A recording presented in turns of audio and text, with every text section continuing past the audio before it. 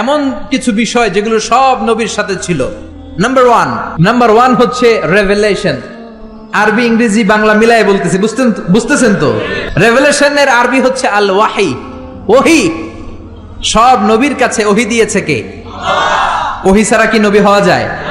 ওহির ইংরেজি হচ্ছে রেভেলেশন, সিক্রেট মেসেজ, গোপন বার্তা। যে দেয় সে জানে, আর যে পায় সে বুঝে, বাকিরা কেউ বুঝে। বিশ্বনবীর কাছে যখন ওহি আসতো বাকিরা বুঝতো? বিশ্বনবীর কাছে মাঝে মাঝে মৌমাছির ভন ভন আওয়াজের মতো ওহি আসতো। সাহাবারা চারদিকে মৌমাছির ভন ভন ভন ভন আওয়াজ শুনতে পেতেন, কিন্তু কোনো মৌমাছি নাই। আসলে এটা মৌমাছি নয়, কোরআনের আয়াত নাজিল করছে কে? তার মানে যে পাঠায় সে জানে, আর যার কাছে আসে সে জানে, আশেপাশের কেউ জানে না। সব নবীকে আল্লাহ ওহি দিয়েছেন, ওহি ছাড়া কেউ নবী হতে পারে। এজন্য আল্লাহ বলেন, ইন্না আওহাইনা ইলাইকা কামা আওহাইনা ইলা নূহিন ওয়ান নাবিয়িনা মিন বা'দি। ও নবী, আমি আপনার কাছে ওহী দিয়েছি যেমনটি আমি ওহী দিয়েছি সাইয়েদনা নূহ আলাইহিস সালামের কাছে, যেমনটি আমি ওহী দিয়েছি সব নবীদের কাছে। ঠিক কি না? সবার কাছে ওহী দিয়েছে কে? ওহী ছাড়া নবী হতে পারে? ওহী হচ্ছে গোপন বার্তা। সব নবীর কাছে এই গোপন বার্তা আসতো। সব নবীদের কথা একরকম ছিল, কোন নবীর কথার সাথে কোন নবীর কথার কোনো ব্যামিল ছিল না। ঠিক কিনা? আমাদের এক পীর সাহেব এক ধরনের সবক দেয়, আরেক পীর সাহেবের কাছে গেলে দেখবেন সবকটা আরেক ভাবে দেয়, আছে না নাই? এক দলের কাছে গেলে এক স্লোগান দেয়, আরেক দলের কাছে গেলে আরেক স্লোগান দেয়, আছে না নাই? কিন্তু নবীদের কথাই কি ভিন্নতা ছিল? কোন নবী বলেছেন আল্লাহ একজন, আরেক নবী এসে বলেছেন না আল্লাহ দুজনও হতে পারে, এমন কি হয়েছে?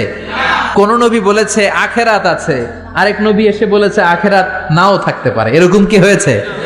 এদের কথায় কোনো বৈপরীত্য নাই, কারণ সব নবী মন গড়া কথা বলতেন না, তারা অভিভিত্তিক কথা বলতেন, মন মস্তিষ্ক প্রসূত কথা তারা বলতেন না।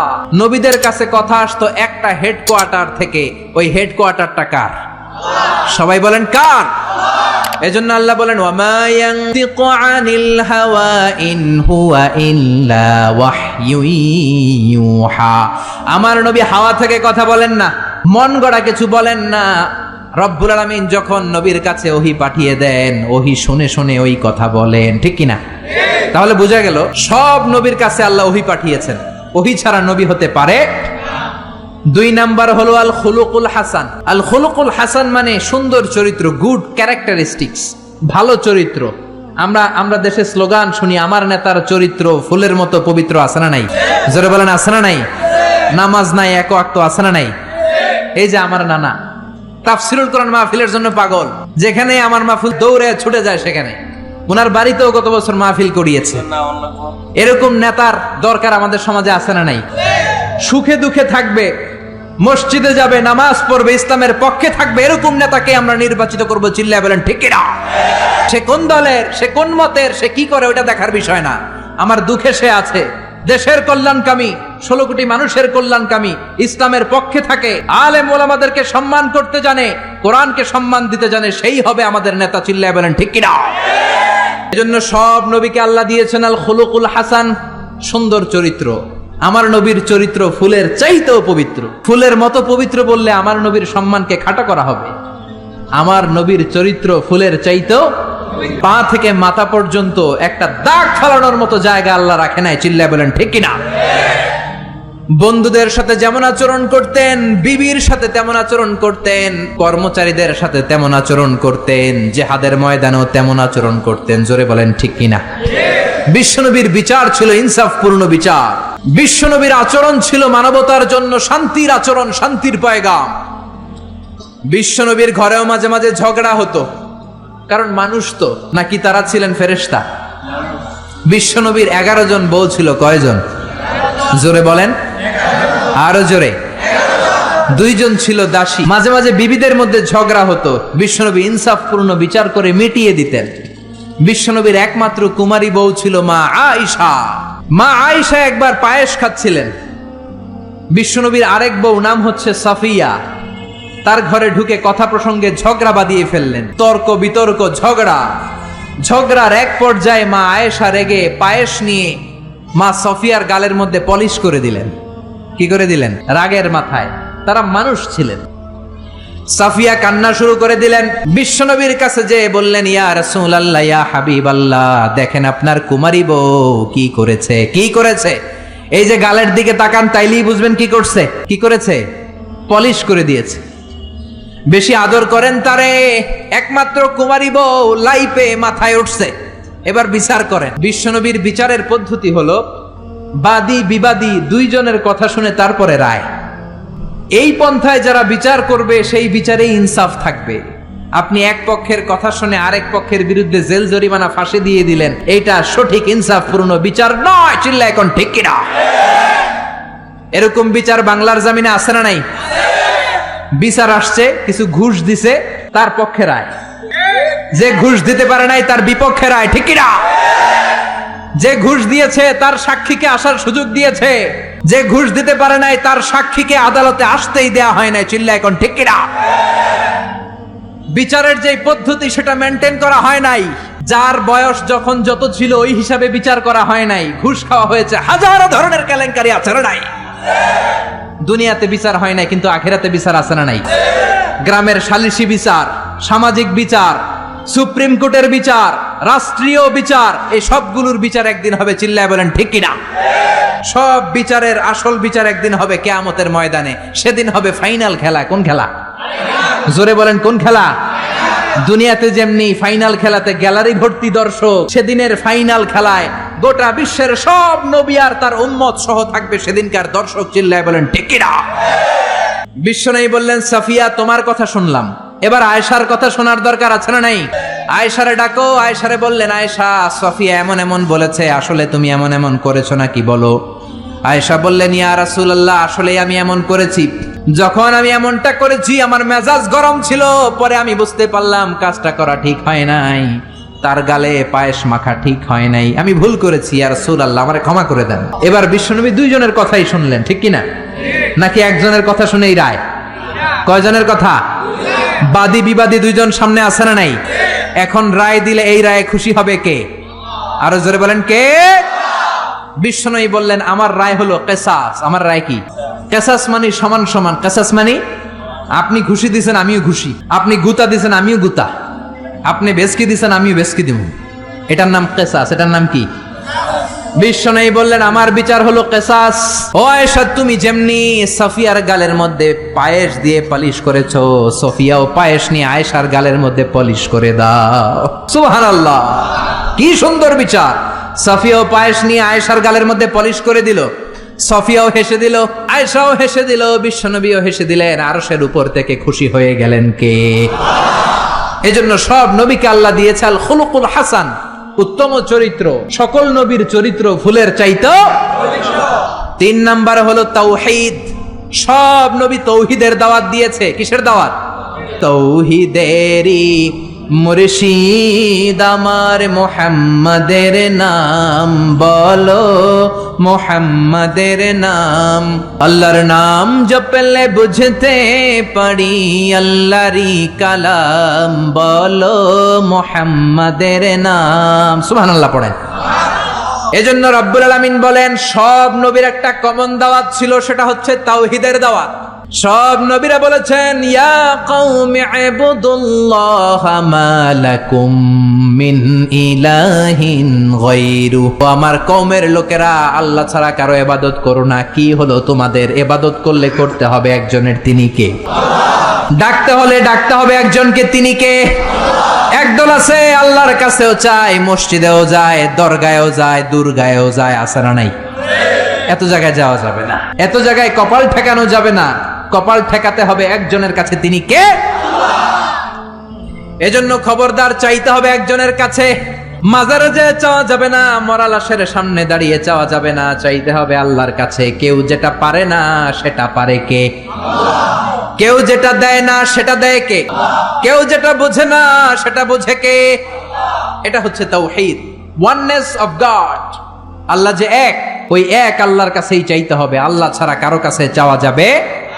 অন্য কারো কাছে যদি চান এটা শিরক হয়ে যাবে। আল্লাহ সব গুনাহ মাফ করে দেন, কিন্তু শিরকের গুনাহ মাফ করবেন।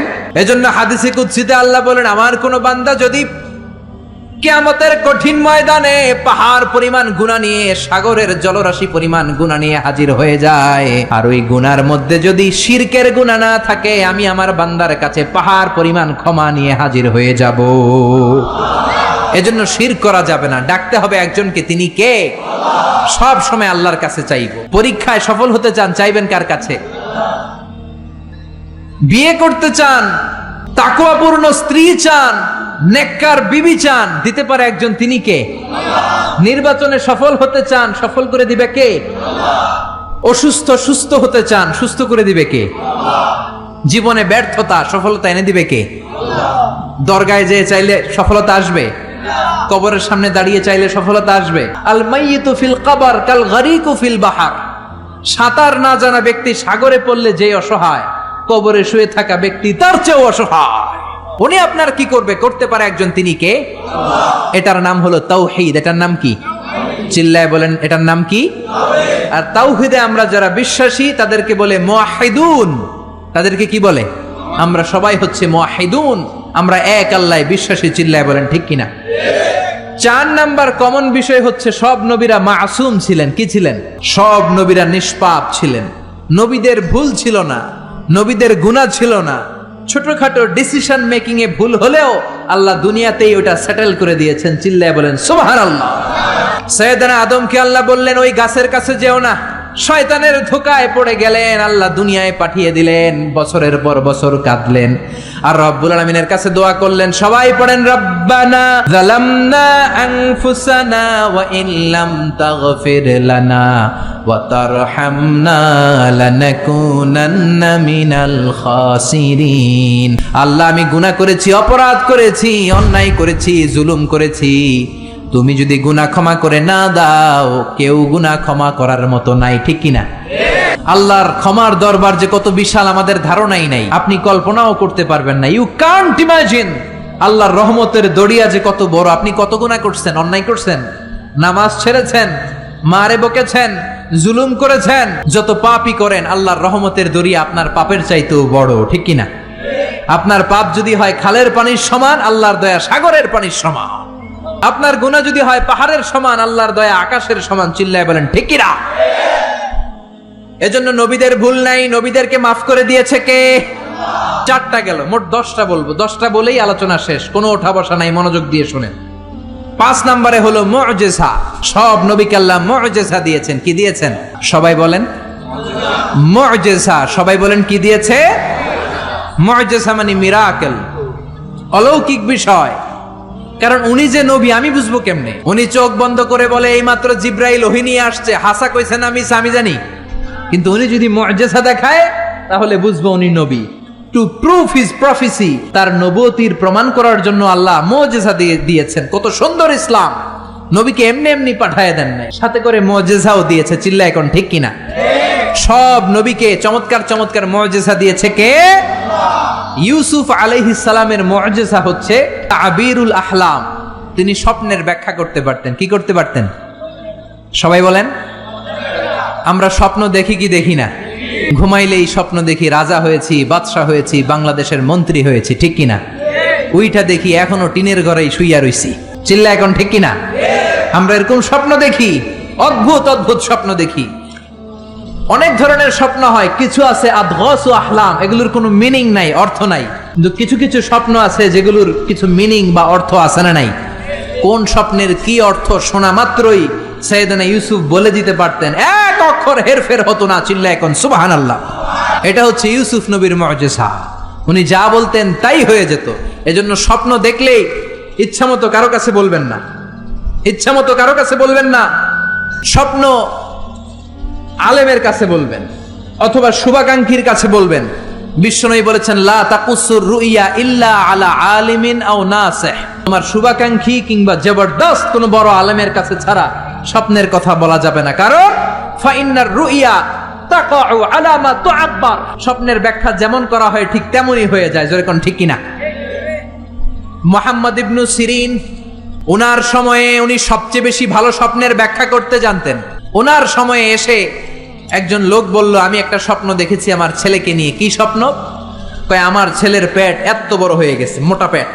ওই সময় এক মূর্খের কাছে আরেকজন যে বলল, আমিও রাতে এক স্বপ্ন দেখেছি। কি দেখেছো? আমার ছেলের পেট এত বড় হয়েছে। ওই মূর্খ বলে, সর্বনাশ, তোমার ছেলের পেট এত বড় হয়েছে? আরে তোর ছেলে তো কিছুদিন পরে মারা যাবে। ঠিকই তার ছেলে কিছুদিন পর মারা গিয়েছে। আর মুহাম্মদ ইবনে সিরিন সবচেয়ে বড় স্বপ্নের ব্যাখ্যাকারী, উনি বলেছেন তোমার ছেলে আল্লাহর ফজলে এই জামানার সবচেয়ে বড় আলেম হয়ে যাবে। ঠিকই তার ছেলে বড় আলেম হয়েছে। এজন্য স্বপ্ন দেখে উল্টাপাল্টা কারো কাছে যাবেন না, আলেমদের কাছে যাবেন। আলেমদের কাছে যাবেন। নবীদের মধ্যে সবচাইতে ভালো স্বপ্নের ব্যাখ্যা করতে পারতেন ইউসুফ আলাইহিস সালাম। জোরে কোন সুবহানাল্লাহ। এটা হচ্ছে ইউসুফ নবীর মুজিজা। এইভাবে সাইয়েদনা ইসমাঈল আলাইহিস সালামেরও মুজিজা আছে না নাই? ইসমাইল নবীর নাম শুনছেন তো? বাবার নাম কি? ইসমাইল নবীর টাইটেল হচ্ছে জাবিহুল্লাহ। কি নাম? কি নাম? ছেলেদের নাম রাখবেন এগুলো। ইসমাইল জাবিহুল্লাহ, কত চমৎকার নাম।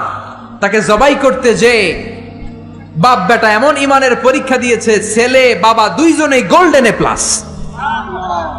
আকাশ থেকে ওই যে হাবিল আর কাবিল কুরবানি করেছিল, ওই দুম্বাটাকে পাঠিয়ে ইসমাইলের জীবন রক্ষা করেছে কে?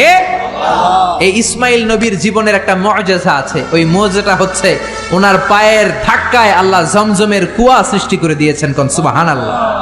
ওনার মা বিবি হাজেরা, আরবিতে হচ্ছে হাজার, ডানে যায় সাফা পাহাড়ে পানি নাই, বাম দিকে যায় পানি নাই, আবার যায় 7 বার দৌড়ালেন, পানি নাই। মা হাজেরার দৌড়া দৌড়িটা রব্বুল আলামিনের কাছে এত পছন্দ হয়েছে, কিয়ামত পর্যন্ত সব হাজীদের জন্য সাফা মারওয়ার মাঝখানে দৌড়া দৌড়িটাকে ওয়াজিব করে দিয়েছে কে?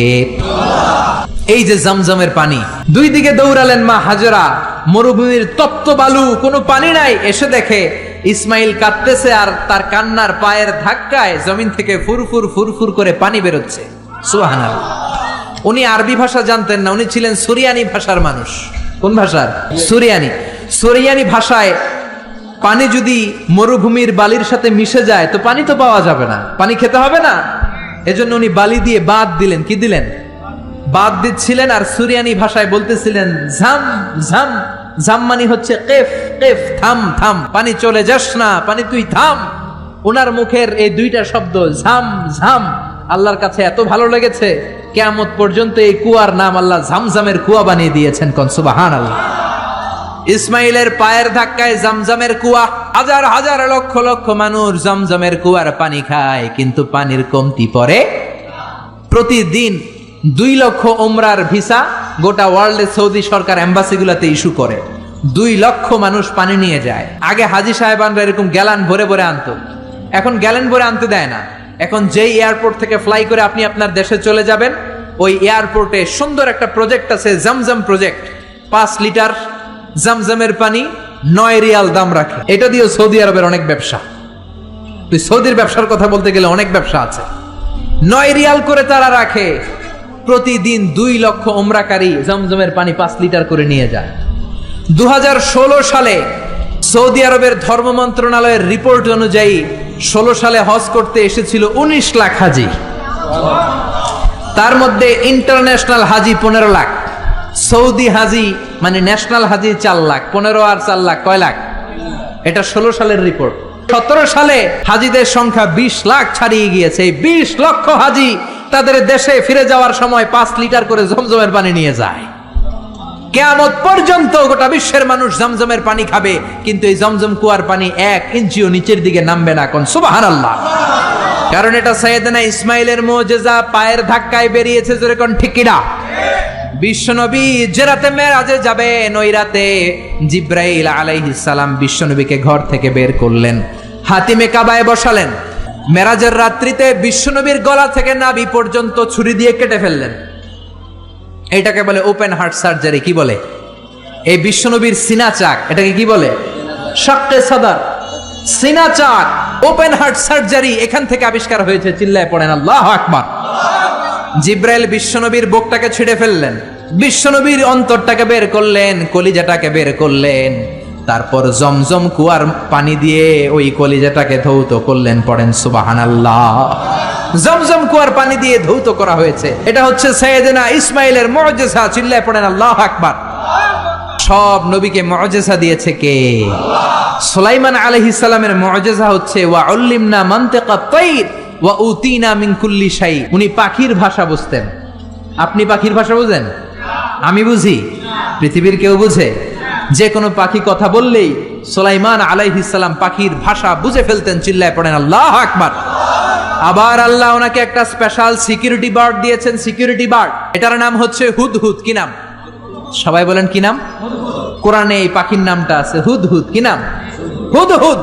এই হুদহুদ পাখি সুলাইমান আলাইহিস সালাম ওনার সিংহাসনটা বাতাসে ভেসে বেড়াতো, যেমন করে এখনকার প্লেন আর রকেট গুলো ভেসে বেড়ায়।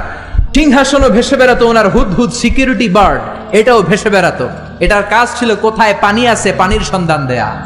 এর চোখের মধ্যে এমন মেগাপিক্সেল আল্লাহ দিয়েছে। মেগাপিক্সেল বুঝেন? মোবাইলের ক্যামেরা দিয়ে আমরা জুমিং করে দূরের জিনিস দেখি না, ওর চোখে আল্লাহ হুদহুদ পাখির চোখে এমন মেগাপিক্সেল দিয়েছে 5000 4000 ফিট উপর থেকেও জমিনের দিকে তাকালে জমিনের কত শত ফিট নিচে পানি পাওয়া যাবে, উপর থেকেই এটা ধরে ফেলতো। কোন সুবহানাল্লাহ। এটা ছিল সুলাইমান আলাইহিস সালামের মুজিজা। এরকম সব নবীকে মুজিজা দিয়েছে কে? এরপরে সব নবীরা ছিল বাশার, মানুষ ছিল। কি ছিল? ইন্নামা আনা বাশারুম মিসলুকুম, আমি তোমাদের মতোই মানুষ। বিশ্বনবী বলেন আমি তোমাদের মতোই মানুষ, পার্থক্য হলো ইউহা ইলাইয়া, আমার কাছে ওহী পাঠায় কে। নবীরা কি মানুষ ছিল না জিন ছিল?